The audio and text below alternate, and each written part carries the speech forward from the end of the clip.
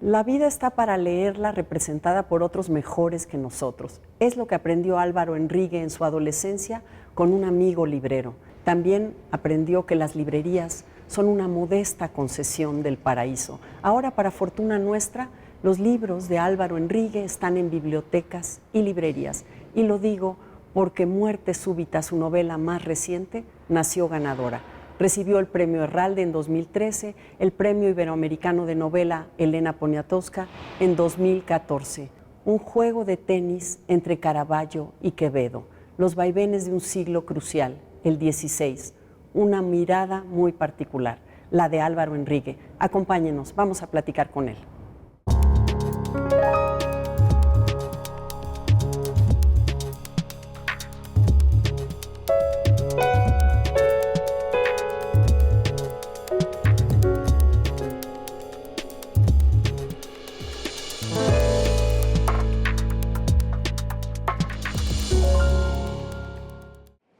Amigos, ¿cómo están? Me da muchísimo gusto, acompañado como siempre por Mónica Lavín.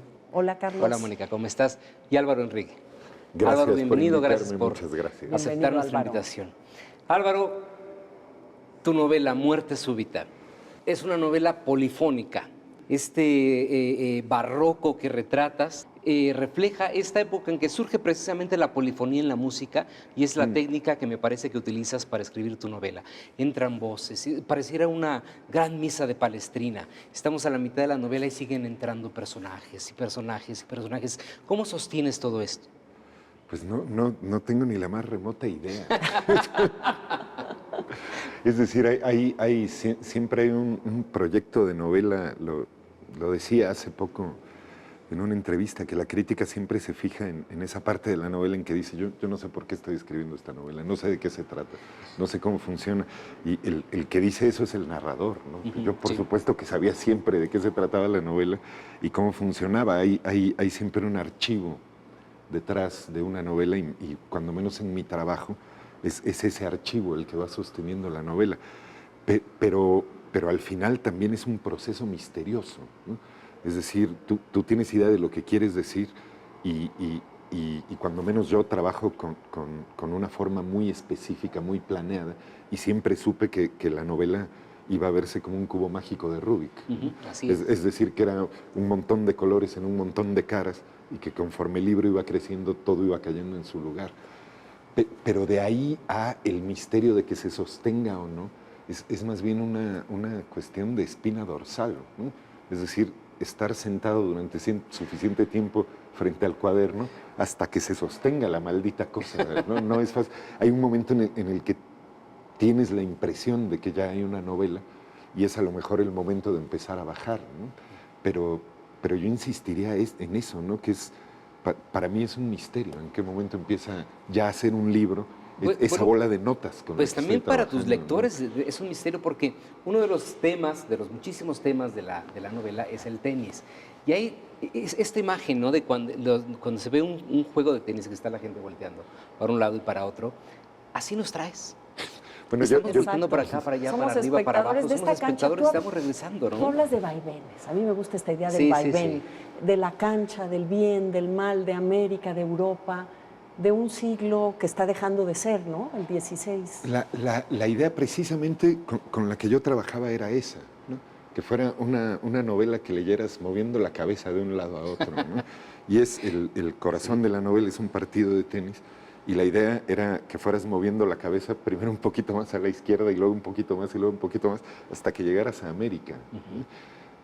Había una parte sobre China que al final quité para que te movieras hacia el otro lado también, pero ya era demasiado, ¿no? Nunca es demasiado en el barroco. Sí, pero en esta cosa en la que hablábamos de en qué momento la novela funciona, también tienes que ser cuidadoso con que no se te vaya la mano, ¿no? Claro. Y esta particularmente funciona como un relojito, ¿no? Es decir, cada vaivén tiene que funcionar y tiene que conectar con el siguiente y el equilibrio de las partes de la novela tiene que ser mucho.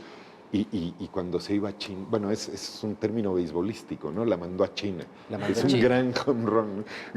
Cuando se fue a China la novela no estaba funcionando tan bien. Oye, a mí me gusta mucho, bueno, nos enteramos de cosas fascinantes, ¿no? Además de esta manera en que funciona el todo en tu novela, empezando por las pelotas de tenis y las trenzas de Ana Bolena. No, es que eso es. Metidas en estas...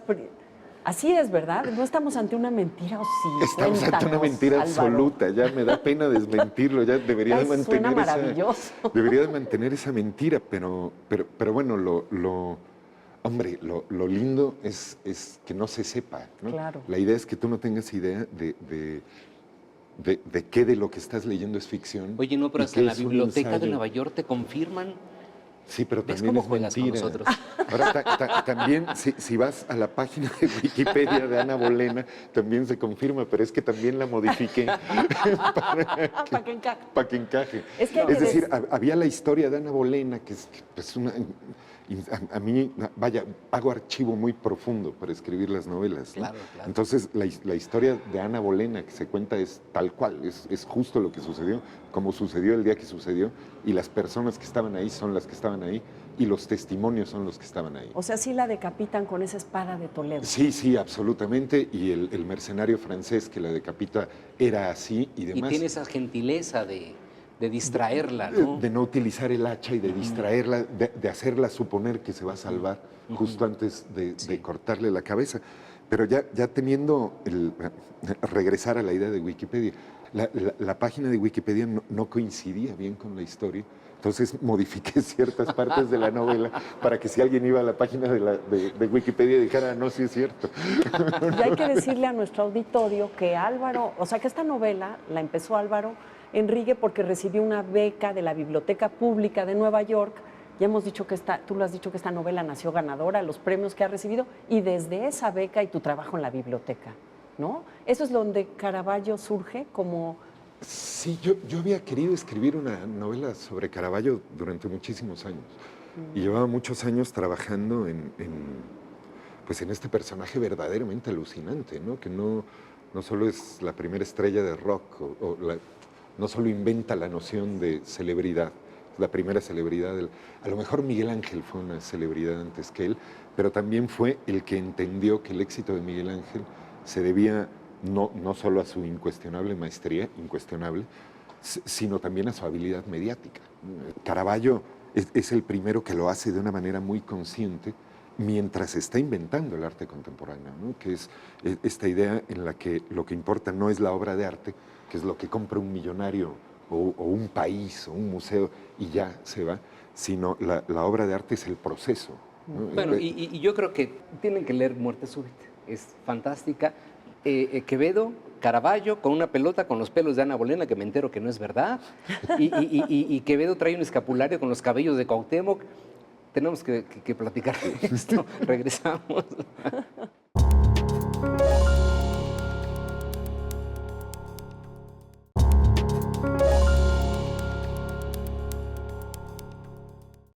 Nunca un hombre hizo por ninguna fe lo que Hernán Cortés por el catolicismo renacentista. Y a 5 siglos de la hazaña religiosa más grande de todos los tiempos, el Vaticano sigue mirando para otro lado cuando se invoca su nombre. ¿Qué clase de patán debió de ser si nunca recibió reconocimiento por haber depositado a los pies del Papa un mundo completo, con todos sus animales, todas sus plantas, todos sus templos, todas sus casitas y las centenas de miles y miles de señoras y señoras que se arrefocilaban en ellas como conejos, aprovechándose de que podían andar casi en pelotas gracias al buen clima eterno? Álvaro Enrique nos acaba de leer de su novela Muerte Súbita, y yo creo que en esto que nos acabas de leer, Álvaro, está esto que decías de la mirada hacia América, pues desde luego Hernán Cortés y Vasco de Quiroga, pero Hernán Cortés, como tú lo dices ahí, solo Vasconcelos, ¿no?, admitió cuál fue su lugar y su papel, ¿no? Pues es así, hay un momento en la novela en la que se hace el cálculo de mexicanos que han nacido. Sí. Y no me acuerdo cuántos son, pero son muchísimos, más de 200 millones de mexicanos. Y solamente a Vasconcelos le caía bien Cortés, ¿no? Es el problema de imagen más grave de toda la historia, ¿no? Es un fracaso personal espectacular la derrota de Cortés. Por supuesto que, hombre, siempre se puede discutir, ¿no?, esta decisión que hemos tomado los mexicanos de no incorporar a Cortés al Panteón Nacional. Ah, yo no sé si está bien o mal, pero a mí me parece una decisión divertidísima, ¿no? Me parece fabuloso que lo ignoremos, que esté ahí enterrado y nadie vaya a verlo. No sé si es justo o no, ¿no? Pero en cualquier caso, me parece tan extraordinariamente idiosincrático que no lo pelemos, bueno, amerita una novela, ¿no? Claro. Indagar las razones por las que nadie le hace caso a ese pobre señor, ¿no? Y yo leía tu artículo, Álvaro Enrique escribe en el Universal cada 15 días, inscripciones abiertas, tu columna, y leí tu más reciente intervención que tiene que ver con el lenguaje y cómo está vivo en esta ciudad, en el DF, un lenguaje eléctrico. Y yo creo que tu narrador en la novela, hay todo un juego jugoso con el lenguaje que no es un lenguaje del siglo XVI, porque tu narrador no es un narrador del siglo XVI. Sabes que en algún momento lo pensé, es decir, hombre, yo creo que no está del todo bien que en una novela Quevedo hable como un chilango del siglo XXI, ¿no? Pero también las novelas que pretenden ser leales al lenguaje de su periodo nunca funcionan. En primer lugar, porque no tenemos conocimiento real del lenguaje de entonces. Claro. Es decir, lo que conocemos es una edición muy concreta de ciertas cosas. A mí nunca se me va a olvidar que en el primer poema de la inundación castálida de Sor Juana Inés de la Cruz, Sor Juana dice, y estos poemas te cuadren o no, lector. Es decir, Sor Juana ya hablaba como un taxista. Sí, claro. Entonces, bueno, esa lengua de la Ciudad de México que en mi opinión, creo que el DF es el pulmón de la lengua hispana y nuestra vocación debe de ser destruirla, es decir, que no quede huella, que no, como dice el clásico, es justo lo saludable, ¿no? Ha habido esta resistencia de la que hablábamos en tu pregunta anterior a incorporar a Cortés, tiene una expresión mucho más creativa, mucho más explosiva, infinitamente más divertida en la resistencia de los mexicanos en general, pero particularmente los del DF, a plegarse a las normas del idioma, ¿no? Que el español deje de ser la lengua española y se convierta en la lengua de todos, ¿no? En la lengua de la banda. En ese sentido, me parece que es así como que hay que acercarse a los próceres, porque para poder dotar de vitalidad a esos personajes descomunales de la historia, hay que faltarles al respeto a ellos, pero también hay que faltarle el respeto al español y sus pútridas instituciones, ¿no? Claro. Y me parece que es el camino más saludable, porque finalmente la novela tiene un elevado grado de erudición. Está el dato preciso, el comentario, y está tan llanamente expuesto que pareciera muy sencillo, como si estuviéramos leyendo algo que ya conocemos, que no conocemos, ¿no? Entonces, es un juego extraordinario que se logra. Hacer una novela con personajes de este tamaño implica hacerles un marcaje personal, ¿no? Es decir, meterse ahí al área en la que estaban jugando. A mí, por ejemplo, lo que me interesaba de Vasco de Quiroga, a quien mencionábamos ahorita, era ponerlo en juego con el mundo contemporáneo, ¿no? Es decir, no hay por qué tratar de hacer algo imposible, que es recuperar al auténtico Vasco de Quiroga. A mí lo que me interesaba era contar toda una historia que condujera a la imagen de Vasco de Quiroga comiendo hongos. Ay, sí. ¿No? ¿De Sí. cuáles tiene? ¿No? Pues tengo barranquitos, tengo... Eso era lo que me interesaba. Creo que es en esa clave en la que podemos entender la cosa descomunal que hizo esa generación, ¿no? Claro. Era un mundo que además yo creo que se parecía mucho al nuestro, ¿no? Un mundo muy mugroso, Sí. un mundo en que el talento estaba definitivamente desperdiciado, pero al mismo tiempo en el que estaban pasando cosas, ¿no? La novela, la aparición de la Ciudad de México y de México, digamos, todavía no colonia, sino México territorio recién descubierto en la novela, aparece así como un punto de ebullición, ¿no? Ahí pasó algo en esos primeros 5 años después de la conquista, que todavía no era Nueva España, ya había dejado de ser el Imperio Azteca, sí, pero no era el Imperio Tlaxcalteca, aunque los tlaxcaltecas realmente habían ganado la guerra, y tampoco era del todo el Imperio Español, porque en España no estaban completamente seguros de que querían ese paquete. Ese momento borroso, en un momento de hervor muy parecido al que tenemos ahora en Pero México. qué difícil tomarle el pulso, apresarlo como lo haces, y aparte esta dosis de humor que hay, esta mirada tuya donde el humor está salpicado y nos vemos en ese espejo del siglo XVI, Pues es ¿no? que somos hijos de Ibargüengoitia, ¿no? Sí, es cierto. Todos somos hijos de Ibargüengoitia, ¿no? Está el templo a Rulfo, está el templo a Fuentes, está el templo a Octavio Paz, y ahí unos funcionarios les ponen incienso, pero y todo el mundo habla de esta ridícula orfandad, ¿no? Que ya no hay padres en la literatura mexicana, como si los hubiéramos querido, ¿no? Pero bueno, se habla de estas cosas ridículas, al que estamos reproduciendo todos ese Ibargüengoitia, ¿no? Es Por el que nos enseñó, fortuna. por fortuna, Por fortuna, el que nos Álvaro. enseñó a escribir y leer fue él. Claro. ¿no? Vamos a seguir platicando con Álvaro Enrigue después de este corte.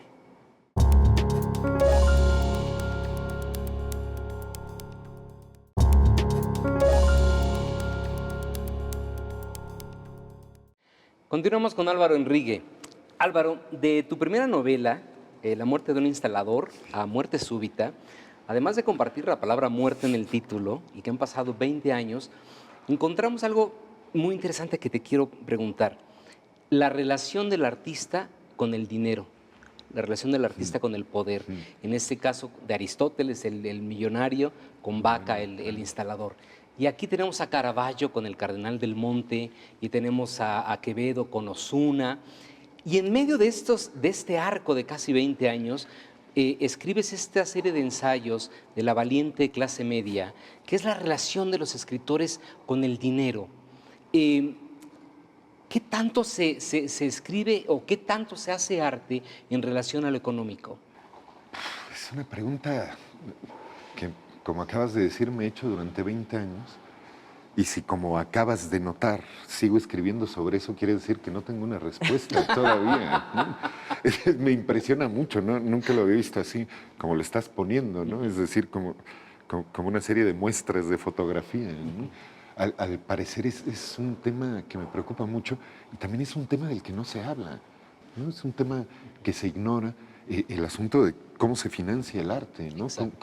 Cómo se resuelve el problema de supervivencia de los artistas. El dinero le quita lo estoico, lo hermoso, lo, pues sí, lo espiritual al arte. Y hay, bien que digas la palabra espiritual, porque hay ahí un fondo católico, ¿no? Hay el problema de la mente católica que asocia la noción de palabra con la noción de sacralidad, ¿no? Es decir, el que dice la palabra es Dios. Es muy reciente en español la idea de que la palabra en realidad es sagrada y solo unos cuantos la deben de leer, ¿no?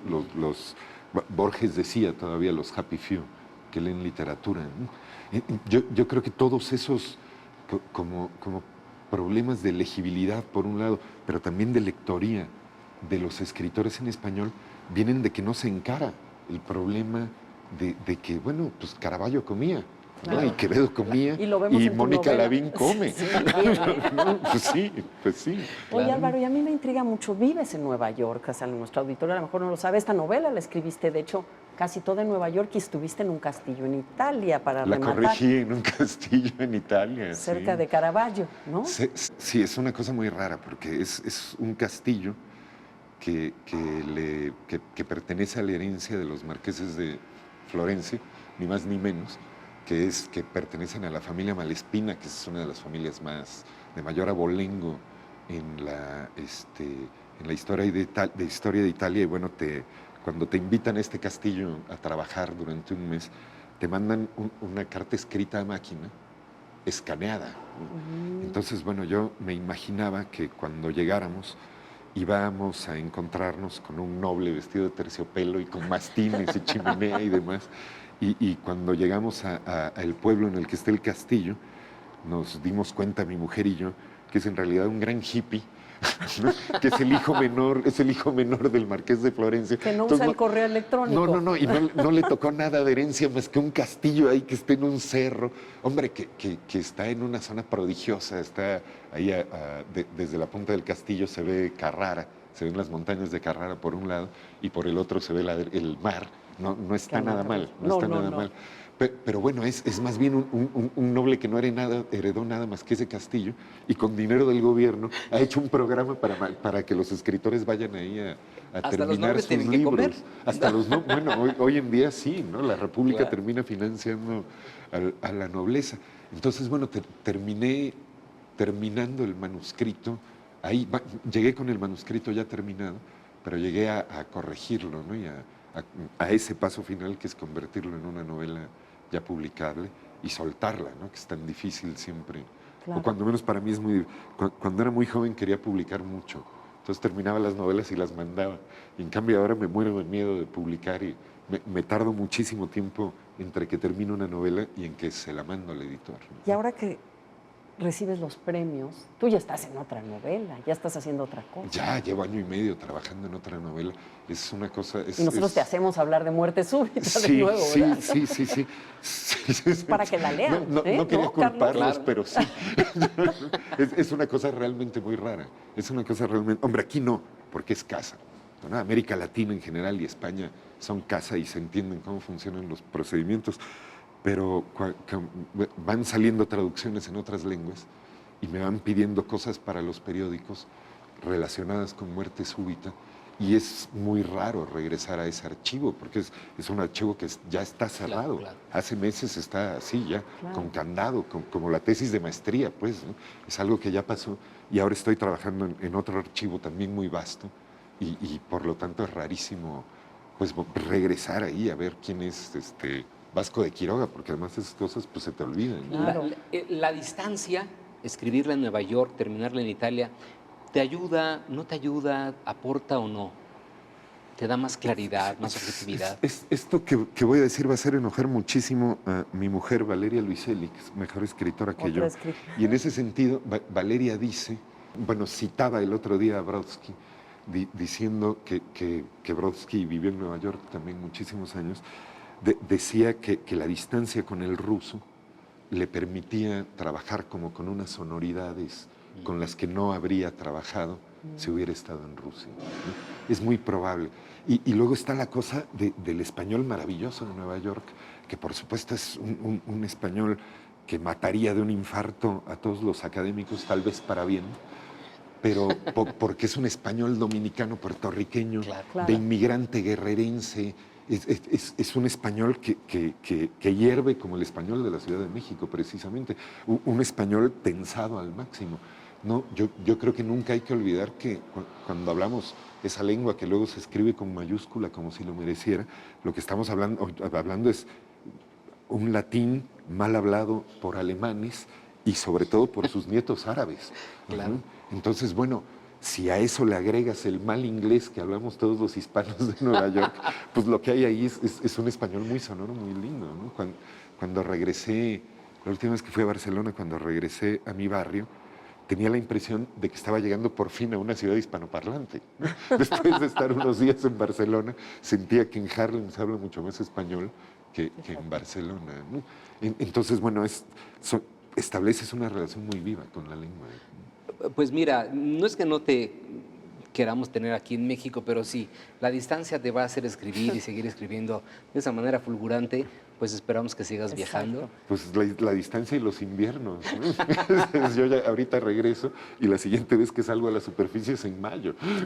Pasa un frío horroroso. Pero escribe, Álvaro, ¿no? Sí, exacto, no nomás leas, no nomás veas caricaturas. Nosotros te felicitamos, Muerte Súbita. Muchas la gracias. Gozamos muchísimo, Muchas nos gracias. da enorme gusto los premios para esta novela y vamos a estar muy atentos, como siempre lo hemos estado.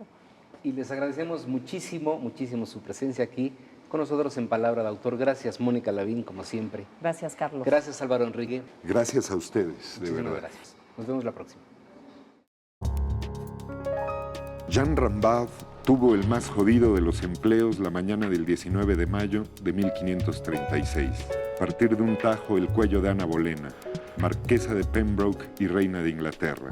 Una joven tan bella que había convertido el paso de Calais en un Atlántico. El infame ministro Thomas Cromwell lo había mandado traer desde Francia solo para eso. Le pidió en una misiva escueta que llevara su espada toledana, de forja milagrosamente fina, porque iba a ser una ejecución delicada. Rambin no era ni querido ni indispensable. Bello e inmoral, flotaba con humor frío por el estrecho círculo de trabajadores muy especializados que medraban en las cortes renacentistas, protegidos por la vista gorda de los embajadores, los ministros, los secretarios y los ayudantes de cámara de la realeza. Su reserva, hermosura y falta de escrúpulos lo hacían un natural para cierto tipo de operaciones de las que todo el mundo sabía y que nadie comentaba. Operaciones oscuras sin las que nunca se ha podido hacer política.